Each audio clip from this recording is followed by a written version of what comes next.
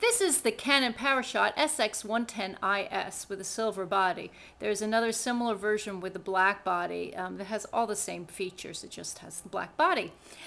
You'll have your lens here, which is automatically protected. You'll see that there's a plastic enclosure there. It has 10 times zoom, optical zoom, with an additional up to 40 times digital zoom. Very easy to turn on with a push of a button. And you'll see the lens extends.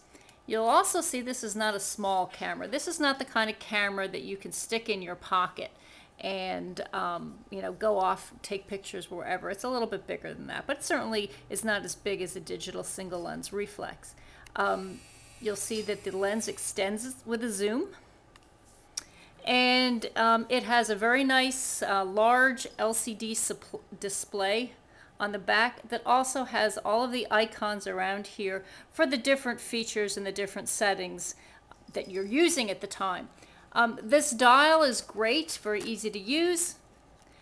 Back here, these functions are not quite as intuitive. It becomes a little difficult to figure things out on your own, but there fortunately is a very thick manual that comes with it. So if you're into doing some fancy things with your camera, you'll be able to explore a little bit more. It uses 2 AA batteries. Unfortunately, when you hook up this camera to the computer, it uses a lot of energy, and I used up 2 batteries, just taking about 24 pictures, and that's primarily because I kept hooking it up to the computer to see how it would work. I highly recommend that you get rechargeable batteries rather than have to deal with the constant replacing of the regular batteries. The SD card that it comes with is very small, so you'll need to purchase a separate card. It does take SD and SDHC. I have an 8 gigabyte card in here now. I could get up to a 16 gigabyte card. So that's very nice. And that, my camera says it would take about 2,000 pictures at 8 gigabytes. I've never come close to that. I've always taken them off the camera before that because it becomes unmanageable. But definitely get more memory for that. It's a nice camera, and I'm about to show you some other features. This photo is shot without any zoom, and you'll see I'm zooming closer and closer without moving.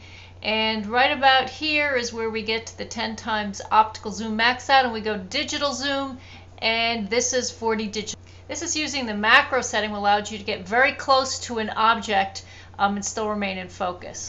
And this is continuous, where a bunch of shots are taken one right after the other, and you can see the bird in flight as it moves. One thing that I forgot to mention is that this does not have an automatic flash. You must pop it up before it will flash, and in some ways this is good because I often find that I'm taking pictures and flashing when I don't want to be, but you do have to remember to do it, and that may be an inconvenience for some people. All in all, this is a really nice camera. I'm sure that the Olympus and the Nikon cameras out there are competitive, but this one is very, very good. I like it a lot.